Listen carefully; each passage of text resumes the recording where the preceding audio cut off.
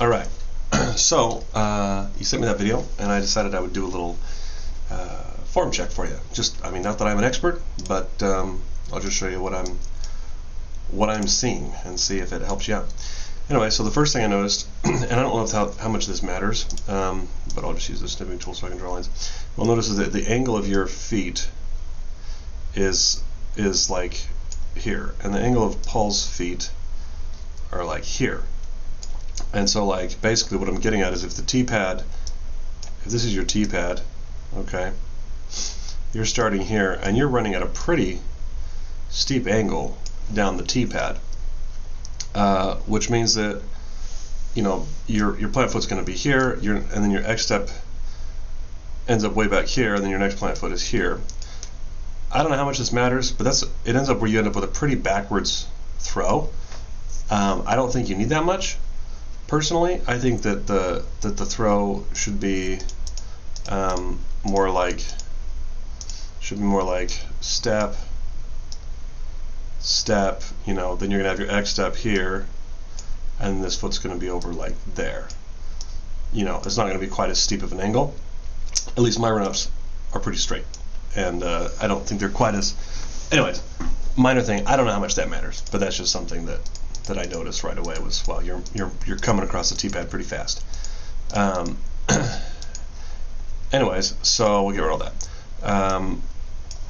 Moving on from there, the bigger thing that actually is an issue that I noticed is, we'll watch Paul McBeth here. We're going to step through some of these frames here. And you'll notice, oh, that was crappy. So right here, his weight is over his left foot.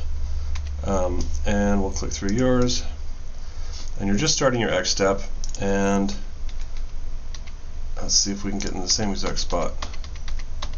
There we go. You guys are in the same spot, and you both look pretty good, I think. What you will notice here, let me do a new snip here.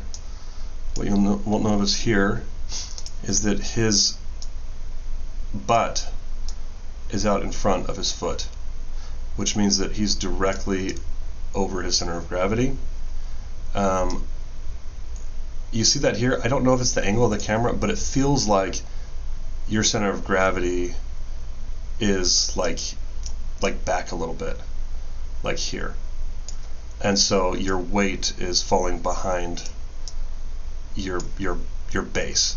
So, and I think that's happening, and I think that this is, and I'll show you why I think that's happening. Because as he does his X step, let's wait for his foot to plant. Okay, right there, his foot just touched down. Okay, so let's look at, and let's do yours here. We'll get you to the same spot. Okay, your foot just touched down. So this is a big difference right here. So if we do a new snip so we can draw on it, what you'll notice is that here's his plant foot. He has a slight angle. But ideally, I think in a perfect throw, your center of gravity is going to be pretty well over, you know, it's going to be pretty straight up and down from your plant foot to your head. You know, it's all going to be straight. Whereas with you, you're at a pretty steep angle here. You see that? And what happened was, and I'll go back here if I can, what happened is that you actually hop, you jump, and you put your X step foot way out in front of your body with that hop, and it causes you to lean backwards, and you lose a lot of power, because then what ends up happening is, and you'll see it coming up next, when you push off right here, see how you're so backwards now, right? Your center of gravity is not vertical. All this strength in this leg here is going to be trying to just stand you upright, so that you can actually throw the disc. And so you lose a ton of power, because now you have to move your body mass, you have to pick yourself up. And we'll watch Paul's drive here.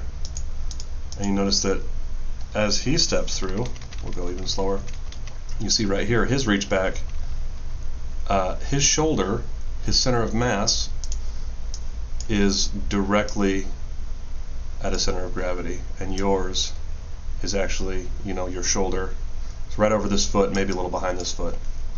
And so you're going to want to be more vertical on your throw so you can get that rotation. We'll keep watching here. let's see what else. Oh, we'll watch yours. So we pull through. This actually looks pretty good, I think. I liked, let's go back one frame here. I like this. Oh, this step of frame. Come on, stupid freaking. There we go. This looks good. I think that your pull through is a little high, but it's probably fine. And right here, you should see your hand. You should see this hand back here pulling into your side, and you don't really see that much. So we'll see you come through. Let's watch Paul's pull through here. You come through. It's looking good. See, he's got his hand tucked right there. You'll notice, and as he pulls through,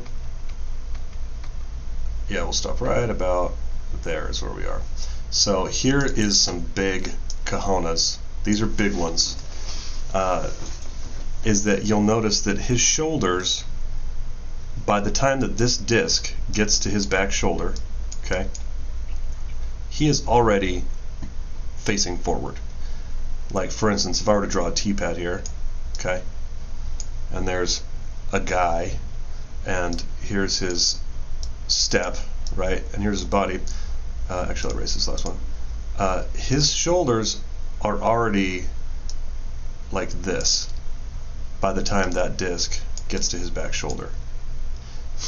Whereas yours are not. You are still like flat. Because when the release happens of the disc, if here's your feet, you release the disc out like this towards your target, right? It's not like you're releasing the disc standing this way and then your hand's extending out here and throwing a disc, right? You're facing your target, and then your hand is sticking out and you release. And you'll see that when Paul releases the disc here. So let's go through this. See, when does he release? Let's keep going. There's the release. Look at that. He is square facing his target. Let's step through yours real quick. Okay, right there. So this is the snap. This is the big one. This is the thing that I focus on when I'm trying to get snap. So you notice that, if we were to draw the box here that we just did, Paul, his foot's here, his back is here, his chest is like this angle here, and his hand is out straight.